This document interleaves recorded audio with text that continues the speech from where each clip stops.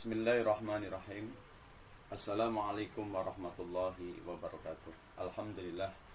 Alhamdulillahilladzi arsala rasulahu bil huda wa dinil haq liyudhhirahu 'alad dini kullihi walau karihal kafirun. Asyhadu an la ilaha illallah wahdahu la syarikalah wa asyhadu anna Muhammadan 'abduhu wa rasuluhu la nabiyya ba'dah. Allahumma shalli wa sallim ala sayyidina Muhammadin akhrajan nas minadh dhulumati ilan nur. Qala ta'ala fil Qur'anil Karim, a'udzu billahi minasyaitonir rajim. Bismillahirrahmanirrahim. Man dzal ladzi yuqridullaha qardan hasana wa yudha'ifahu law ad'afan katsira wallahu yaqbitu wa yabsut wa ilaihi turja'un. Para pendengar jamaah Majelis Taklim Nurul Iman yang diberkahi oleh Allah Subhanahu wa taala. Pada hari yang ke-11 di bulan Ramadan, mudah-mudahan puasa kita diterima oleh Allah Subhanahu wa taala. Doa-doa kita dicoba oleh Allah Subhanahu wa taala. Dan pada hari ini, Bapak Ibu sekalian, kita akan membahas tentang fikih muamalah. Fikih tentang bagaimana kita berinteraksi dengan orang lain. Yang pertama pada hari ini adalah masalah utang piutang. Allah Subhanahu wa taala berfirman, barang siapa yang memberikan pinjaman kepada Allah Subhanahu wa taala, maka Allah Subhanahu wa taala akan melipat gandakan dengan lipatan yang sangat banyak. Dan Allah Maha menahan dan Allah Maha melapangkan.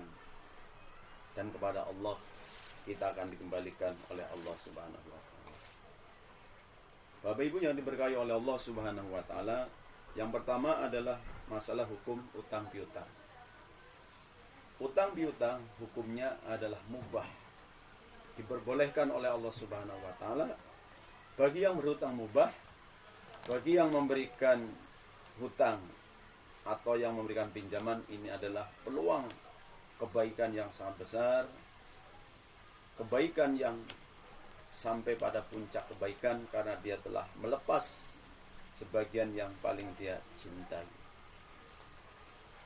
Tentang keutamaan orang-orang yang memberikan pinjaman kepada orang lain, apalagi saat sekarang adalah saat yang paling tepat untuk memberikan pinjaman kepada orang lain, kepada tetangga-tetangga kita yang mereka tertahan rezekinya, mereka tidak bekerja dan mereka di rumah.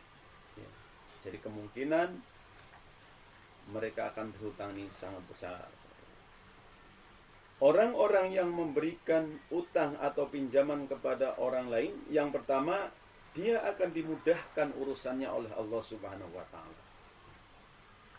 Luar biasa. Barang siapa yang meringankan kesusahan seorang mukmin di dunia, maka Allah Subhanahu wa taala akan meringankan, akan melepaskan kesusahannya pada hari kiamat. Dan barang siapa yang memudahkan urusan orang mukmin, urusan orang lain, maka dia akan dimudahkan oleh Allah di dunia dan di akhirat. Dan barang siapa yang menutupi aib-aib saudaranya, maka dia akan ditutup aib-aibnya di dunia dan di akhirat. Itu keutamaan orang-orang yang mau melepaskan sebagian hartanya untuk dipinjamkan kepada orang yang membutuhkan. Dan saat ini adalah saat yang paling tepat, yang pahalanya berlipat ganda, di saat orang semuanya lagi pelit-pelitnya, lagi sulit-sulitnya, lagi mencintai harta, menumpuknya, kemudian kita melepaskan sebagian harta kita untuk dipinjamkan pada orang lain. Ini adalah puncak kebaikan di mata Allah Subhanahu wa taala. Yang kedua, orang yang memberikan pinjaman kepada orang lain, doanya ada dikabul oleh Allah Subhanahu wa taala. Barang siapa yang ingin dikabulkan doanya oleh Allah, dilepaskan dari berbagai macam penderitaan, maka hendaklah dia memudahkan orang yang sedang kesulitan. Dan yang ketiga, keutamaan orang-orang yang memberikan pinjaman kepada orang lain, dia akan mendapatkan pahala setiap hari selama dia sabar menunggu orang-orang yang berhutang membayarnya. Sebesar sedekah yang dia pinjamkan karena Allah Subhanahu wa taala. Rasulullah Shallallahu alaihi wasallam bersabda, barang siapa yang memberikan tempo kepada orang yang berhutang, maka setiap harinya dia akan mendapatkan pahala sedekah sampai orang yang berhutang itu membayarnya. Subhanallah. Maka ketika tetangga kita datang ingin hutang uang kepada kita, ini sebenarnya aib sudah dibuka oleh tetangga-tetangga kita. Maka ketika tetangga datang membuka aib, kewajiban kita seorang muslim untuk menutup aib-aib itu. Maka Allah akan tutup aib-aibnya di dunia dan di akhirat.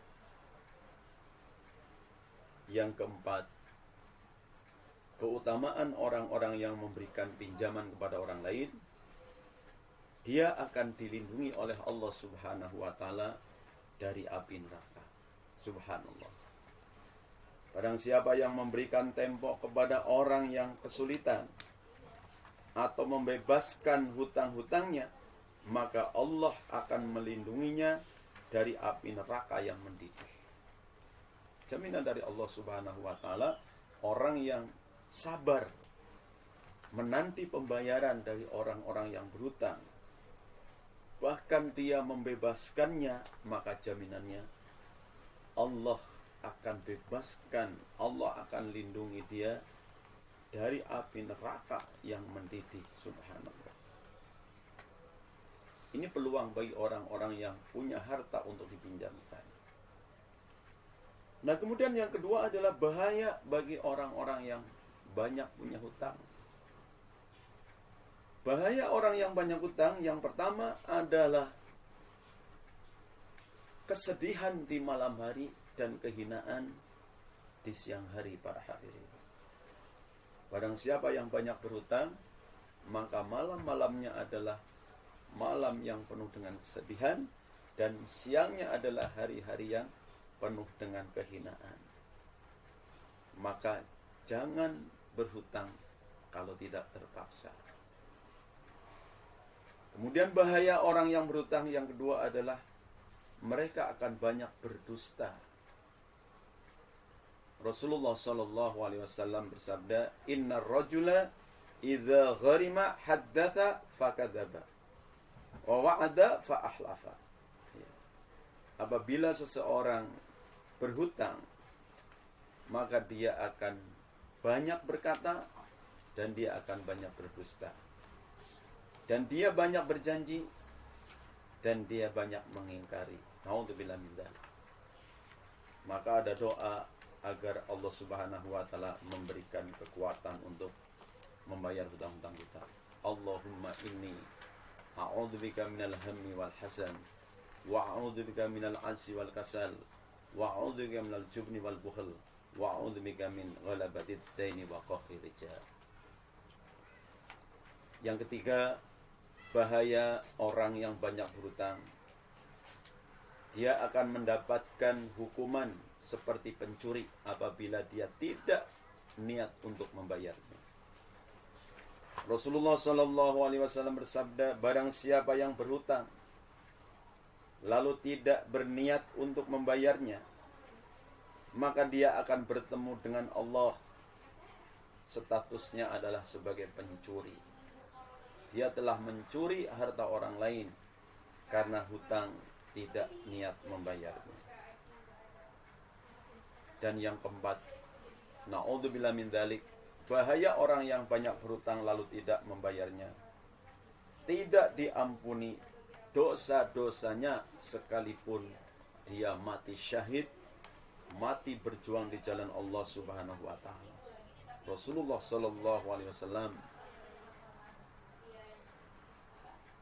memberikan kabar, semua dosa orang yang mati syahid akan diampuni oleh Allah kecuali hutang-hutang yang tidak dibayarnya. Na'udzubillah min dzalik. Ya Allah, lindungilah kami dari banyak berhutang, ya Allah. Kemudian yang sangat membahayakan yang kelima, amal solehnya nanti akan untuk membayar semua hutang-hutangnya yang tidak terbayar. Rasulullah Shallallahu Alaihi Wasallam bersabda, barang siapa yang mati dalam keadaan masih memiliki hutang, sekalipun 1 dinar, sekalipun hanya 1 dirham, maka hutang-hutang itu akan dilunasi dengan kebaikannya. Karena di sana sudah tidak ada dinar, sudah tidak ada dirham, sudah tidak ada hutang, sudah tidak ada rupiah, sudah tidak ada dolar. Maka satu-satunya alat pembayaran di akhirat adalah dengan amal soleh. Rasulullah Shallallahu Alaihi Wasallam bersabda, man mata, barang siapa yang mati, wa alaihi dinarun au dirhamun, lalu dia masih punya utang 1 dirham atau 1 dinar, qudhiya min hasanatihi, dia akan dibayar, dia akan dilaksanakan, diselesaikan hutang-hutangnya dengan pahala yang dia bawa. Pahala sholat, pahala zakat, pahala naik haji, pahala berjihad. Karena di sana sudah tidak ada dinar wala dirham. Di sana sudah tidak ada dinar maupun tidak ada dirham. Ya Allah, lindungilah jamaah kita dari banyak hutang. Kemudian yang terakhir adalah adab-adab orang yang berhutang. Yang pertama, catat hutang-hutang itu berapa besarnya, siapa saksinya, tempatnya di mana. Catat, karena Allah mengajarkan ketika kita terjadi transaksi tidak tunai, ketika kita berhutang, kita harus mencatatnya dan disimpan sebagaimana menyimpan arsip-arsip berharga, surat tanah, BPKB mobil, sertifikat. Itulah yang harus kita lakukan. Adab yang kedua dalam berhutang adalah niat untuk membayarnya. Jangan utang kemudian ingin melepaskan diri dari utang itu, ingin tidak membayar, ingin melepaskan diri, melarikan diri dari membayarnya.